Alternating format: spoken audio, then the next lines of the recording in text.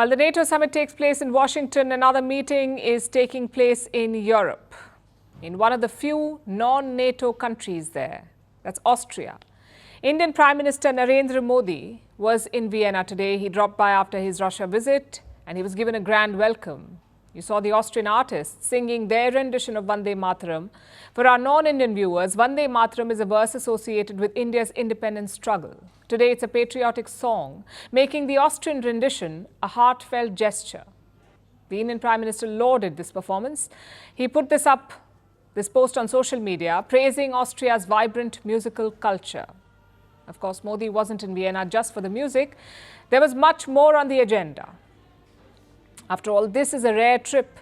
India and Austria are celebrating 75 years of diplomatic relations, and that is a long time. But state visits between the two countries are rare. It has been 41 years since an Indian Prime Minister visited Austria. The last visit was in 1983 by Indira Gandhi. That's how long it's been. So there was a lot to catch up on and a lot of new opportunities to explore. Yesterday was for catching up. Prime Minister Modi landed in the afternoon. He was greeted by the Austrian Foreign Minister, who is also Austria's former Chancellor, their equivalent of a Prime Minister. Modi spent yesterday meeting and greeting various people like the Indian diaspora in Vienna and the current Austrian Chancellor, Karl Nehammer. The two leaders, the two heads of state, had dinner and then took some selfies as well. It was around this time that Modi saw the Austrian artists perform Vande Mataram. So that was what took place yesterday, the catching up part. Today was about getting down to business. Prime Minister Modi arrived at Austria's Federal Chancellery. It's effectively their Prime Minister's office. He was given a ceremonial guard of honor when he arrived. Take a look at this.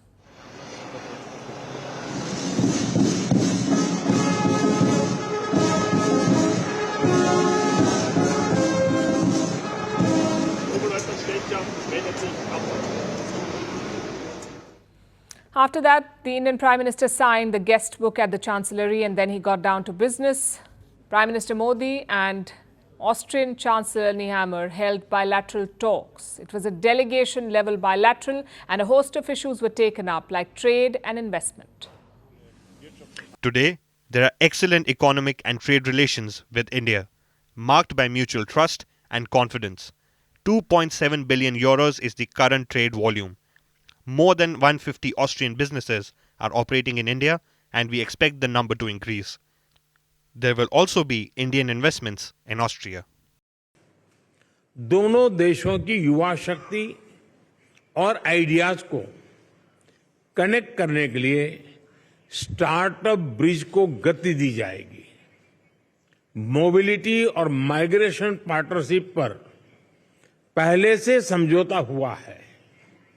यह legal migration और skilled workforce की movement में सहयोग देगा।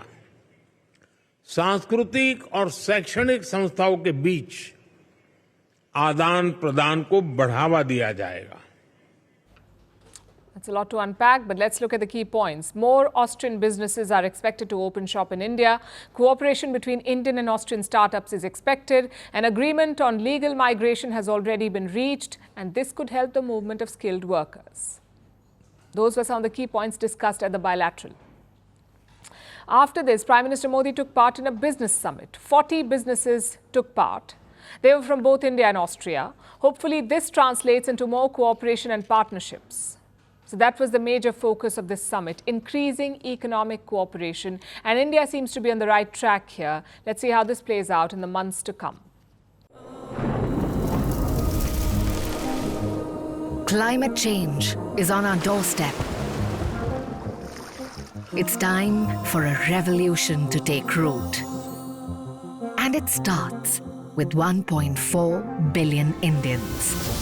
It starts with one tree for humanity, one tree for Mother Earth, one tree for our future.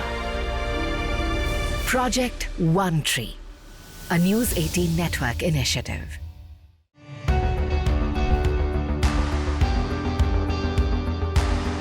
Across continents, one powerful news source.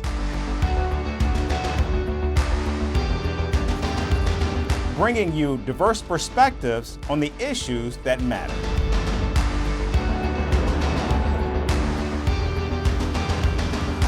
We go beyond the boundaries to give you that little extra about every sporting moment.